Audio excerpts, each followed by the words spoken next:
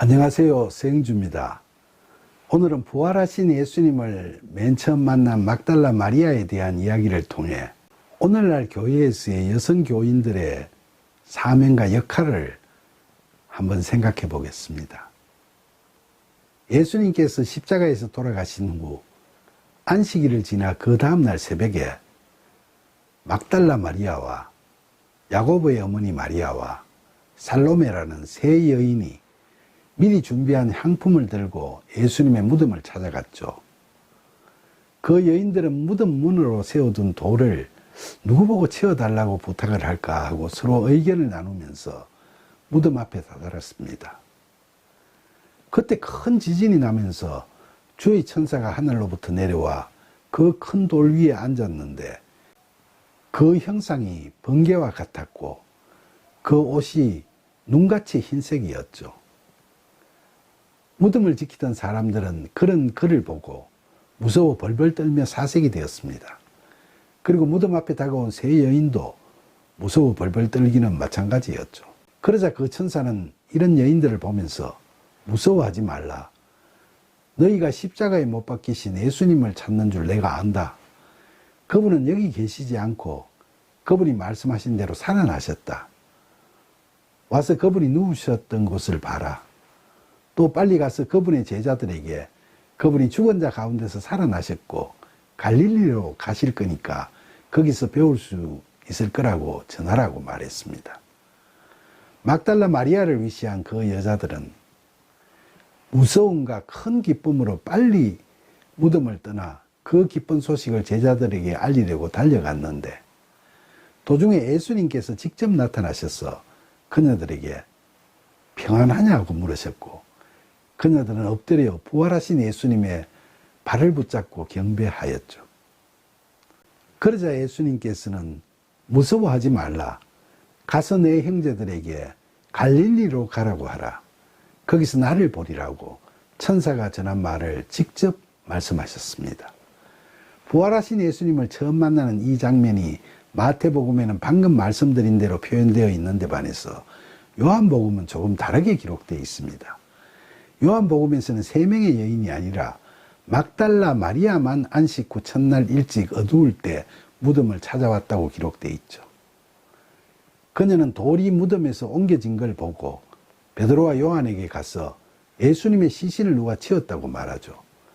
그러자 이 두 제자들도 달려가서 예수님의 시신이 없어진 걸 확인하지만 부활하셨다는 생각은 미처 못하고 누가 시신을 가져간 걸로 생각했습니다. 그런데 이 제자들이 집으로 돌아간 후에 막달라 마리아만 무덤 밖에서 울고 있다가 무덤 안을 보니까 흰옷 입은 천사 두 명이 앉아 있었죠. 천사들이 그녀에게 왜 우느냐고 묻자 그녀는 사람들이 주님을 어디에 옮겨두었는지 알지 못해서 웁니다라고 했죠. 이 말을 하고 뒤를 돌아보니까 웬 사람이 서 있었는데 그녀는 그가 누군지를 알지 못했지만 그분은 바로 부활하신 예수님이셨죠. 예수님께서 막달라 마리아에게 여자여 어찌하여 울며 누구를 찾느냐고 물으시니까 그녀는 동산지기인 줄로 착각하고 당신이 옮겼거든 어디 두었는지 내게 알려주세요. 그러면 내가 시신을 가져가겠습니다라고 말했죠. 그러자 예수님께서 마리아야 하셨는데 그때서야 그녀도 예수님이신 줄 알고 라보니 하고 외쳤죠. 라보니는 선생님이라는 말이죠. 놀라서 다가오는 그녀에게 예수님께서는 나를 붙들지 말라. 내가 아직 아버지께로 올라가지 아니하였노라. 너는 내 형제들에게 가서 이르되 내가 내 아버지 곧 너희 아버지 내 하나님 곧 너희 하나님께로 올라간다고 하라고 말씀하셨습니다. 이 말씀을 들은 그녀는 제자들에게 달려가서 내가 주를 보았다고 말하고 또 주께서 자기에게 이렇게 말씀하셨다면서 예수님으로부터 들은 말씀을 전했죠. 이게 요한복음에 기록되어 있는 내용이고 마태복음, 마가복음과 누가복음에서는 막달라 마리아를 포함한 세 여인들이 무덤에서는 천사들만 만나고 그로부터 예수님께서 부활하셨다는 이야기를 전해 들은 후에 이를 제자들에게 전하는 것으로 기록되어 있죠. 다만 마태복음에서는 천사들의 말을 듣고 세 여인이 제자들에게 전하러 가는 도중에 부활하신 예수님을 만나게 됐다고 하고, 마가복음에서는 세 여인이 천사를 만난 후 그 후에 막달라 마리아에게만 별도로 먼저 예수님이 나타나셨다고 기록되어 있죠. 하지만 요한복음에서는 예수님의 빈 무덤을 막달라 마리아만 먼저 보았고, 제자들에게 알려서 다 들어와서 확인했는데도 불구하고 제자들은 예수님께서 부활하셨다는 건 생각지도 못하고 돌아가 버렸다고 하죠. 그리고 막달라 마리아만 무덤에 남아 울고 있다가 천사도 만나고 예수님도 만났죠. 요한복음 20장에서는 그때 예수님과의 만남과 대화의 장면들이 앞서 말씀드린 대로 기술되어 있습니다. 그리고 또 마리아가 예수님을 만났을 때 마태복음에서는 예수님의 발을 붙잡고 경배하는 장면이 나오는 반면에 요한복음에서는 예수님께서 그녀에게 몸을 만지지 말라고 하시는 게 마태복음의 내용과 조금 다르죠. 마태복음은 유대인들을 대상으로 해서 쓴 복음서로서 유대인들은 예수님을 다윗의 후손인 왕이요 약속된 메시아로 생각하기 때문에 그 여인들이 왕이신 예수님의 발을 붙잡고 경배하는 장면을 묘사한 거죠. 그와는 달리 요한복음에서는 예수님께서 막달라 마리아에게 나를 붙들지 말라, 내가 아직 아버지께로 올라가지 아니하였노라고 말씀하셨는데, 이건 부활의 첫 열매로서 자신의 거룩함을 지키려고 하신 거라고 해석할 수 있죠. 그리고 부활하신 예수님을 막달라 마리아를 포함한 여러 여인들이 보았다고 기록된 마태복음과는 달리 마가복음과 요한복음에서는 막달라 마리아만이 맨 처음으로 예수님을 본 것으로 기록되어 있습니다. 특히 남성 우월주의가 만연했던 당시에 부활하신 예수님을 맨 처음 만난 사람이 이처럼 여인이었다는 점은 우선 부활이 꾸며진 거짓 전설이 아니라는 사실을 입증하는 증거가 될 수 있겠죠. 만약 거짓 부활을 믿도록 하려면 베드로 같은 남자 제자들이 부활하신 예수님을 보았다고 해야지, 그 당시 사람 대접을 못 받던 여인들이 봤다고 하는 건 그 당시로는 신빙성을 높이는데 별로 도움을 주지 못하는 거였죠. 그런데 왜 복음서들에서는 베드로나 다른 남자 제자들이 아니라 여인인 막달라 마리아가 맨 처음 보았다고 했을까요? 더구나 마가복음에 보면 막달라 마리아는 예수님께서 7 귀신을 쫓아내 주신 여인이라는데 왜 그런 흠결이 있던 그녀가 먼저 보았다고 했을까요? 그건 부활이 사실이기 때문에 그런 거죠. 그리고 실제로 부활하신 그 예수님을 그녀가 먼저 봤기 때문에 맨 처음 보았다고 기록하고 있는 겁니다. 바로 이 점이 복음서에 기록된 예수님의 부활은 꾸며낸 사기나 신화가 아니라 사실이라는 걸 입증하는 하나의 훌륭한 증거가 되는 겁니다.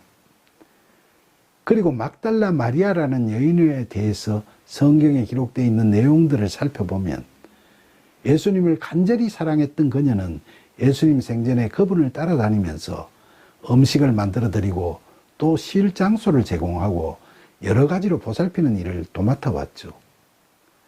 그러다가 예수님께서 십자가에서 죽으실 때 도망가 버린 남자 제자들과는 달리 그녀는 십자가 아래에서 예수님의 임종을 끝까지 지켜보면서 울고 있었죠. 또 그녀는 안식일 다음날 새벽에 미리 준비해 둔 향품을 가지고 아무도 찾지 않는 예수님의 무덤을 찾아왔던 신실하고 열성적인 여인이었죠. 그러면서 그녀는 부활하신 예수님을 맨 처음 만나뵙게 된 겁니다. 여성은 사람 취급도 못 받던 그 시대에 성경에서 이처럼 중요한 인물로 부각된 막달라 마리아는 범상치 않는 사람이죠. 성경에 기술된 내용만 보면 그녀는 예수님의 실질적 수제자라고 할 수도 있죠. 수제자인 베드로도 그녀에 비하면 믿음과 열성이 한참 모자랐잖아요. 남성 우월주의가 만연했던 당시에도 막달라 마리아는 이처럼 신심이나 활약이 대단했던 것 같고, 이걸 보면 그 외에 많은 여성들도 당시의 역할이 컸었는데 제대로 평가받지 못했지 않았나 하는 생각이 들기도 하죠.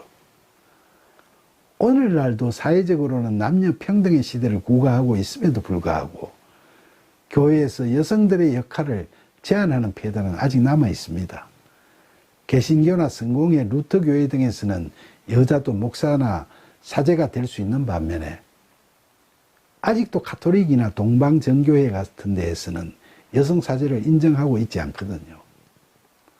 일부 목회자나 교인들 중에서도 어떤 이들은 사도 바울이 고린도 전서에서 여자는 교회에서 잠잠하라고 했고 디모데 전서에서도 여자는 조용하라고 했다면서 여성의 역할을 폄하하죠. 하지만 성경학자들의 주장에 의하면 디모데 전서는 바울의 제2세대 추종자가 바울의 이름으로 쓴 서신이라는 설도 있죠. 그러니까 당시 남성 우월주의가 강했던 시절에 그 추종자가 바울의 이름을 빌려 디모데 전서에서 여성들의 발언권을 제한했고 또 그런 자들에 의해서 고린도 전서에서도 여성들의 발언권을 제한하는 여자는 교회에서 잠잠하라는 구절이 나중에 본문에 첨가되는 방식으로 성경 변개가 이루어졌다는 거죠. 그런데 고린도 전서에 여자가 기도나 예언을 하는 걸 이야기하고 있는 구절이 있는 걸 보면 잠잠하라고 하는 건 앞뒤가 맞지 않고 그래서 이 성경 변개설이 꽤 설득력이 있다고 여겨지기도 하죠. 그리고 이 두 성경과 관계없이 실제로 초대교회에서 여성 교인들의 역할이 매우 컸고 신심이 깊은 분들도 많았습니다. 바울이 쓴 로마서에 보면 그 서신을 로마 교회에 전달한 사람이 베베라는 여집사였고 그 밖에도 많은 여성 동력자들에 대해서 일일이 이름을 거명하면서 그 여인들을 문안하라고 로마 교인들에게 당부하고 있습니다.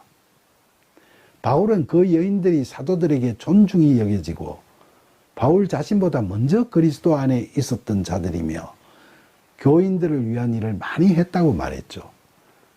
그 중에서도 브리스가는 남편 아굴라와 함께 목숨 바쳐 바울을 보호한 자며 십자가를 대신 진 구레네 시몬의 아내인 루포의 어머니는 바울이 자기 어머니와 같은 분이라고 칭송하기도 했습니다. 이런 기록들을 보면 바울이 여인들은 교회에서 잠잠하라고 했을 리가 없다는 생각이 더욱더 많이 들죠. 사실 100여 년 전 서양의 여성 선교사들이 우리나라에 와서 선교를 할 때도 남성들보다 쉽게 접촉할 수 있었던 우리 여성들 중에서 많은 분들이 복음 전파의 기수가 되었습니다. 그분들을 바이블 우먼, 즉 전도 부인이라고 불렀는데 선교사들은 그녀들을 통해서 동네 아낙네들에게 접근하게 됐고 복음을 널리 전파할 수 있었던 거죠. 그 여인들의 희생적이고 헌신적인 사역에 대한 수많은 간증들이 지금까지도 전해져 오면서 우리들에게 깊은 감동을 주고 있습니다. 오늘날도 교회에 가보면 실제로 여성 교인들의 활약이 많이 돋보이죠. 많은 여성 교인들이 교회 안팎에서 교육이나 봉사나 구제는 물론 전도나 선교 사역에도 앞장서고 또 적지 않은 분들이 목회자나 선교사로서 소임을 맡아 열심히 사역에 임하고 있기도 하죠. 앞으로도 우리 한국교회에서 여성 교인들이 막달라 마리아와 같은 열정과 희생 그리고 흔들리지 않는 믿음으로 신앙을 지켜나가면서 하나님의 딸로서 많은 활약을 해주실 것을 진심으로 기대하고 축원하면서 이처럼 역동적이고 아름다운 부흥을 이루어 주실 예수님의 이름으로 기도드립니다. 아멘.